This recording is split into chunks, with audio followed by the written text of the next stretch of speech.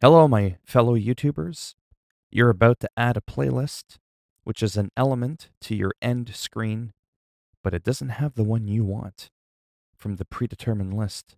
What an oversight that is by YouTube. So go ahead, go to playlist, and I'll say any playlist on YouTube. Of course, naturally, the first page will be all about you, but the playlist you want specifically is in there. Well, my channel name, for example, is Philminator. So go ahead and type in Philminator and subscribe to me. No, I'm just kidding. Type in Philminator and then the name of your list, the playlist rather.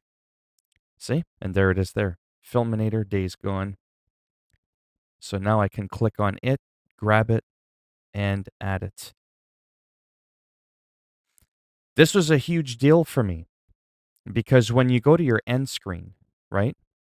And you go to add elements, what's really interesting, well, first of all, you can only have 4, so I can't really show you.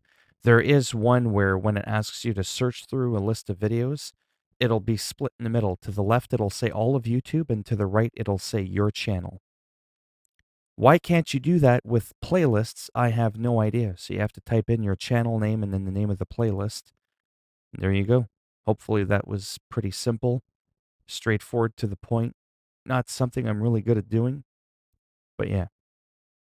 If you liked the video, go ahead, give it a thumbs up. Greatly helps support the channel with the algorithm and making me more relevant in the search result when people are looking shit up on the internet. If you didn't like the video, go ahead, give it a thumbs down, and I will make sure every single time someone subscribes to your channel, I actually get the subscriber. And if you want to subscribe to the channel, maybe go work something out. If not, well, that's on you. For the other people, thanks for stopping by. Take care, and maybe I shall see some of you in the next video. Bye for now.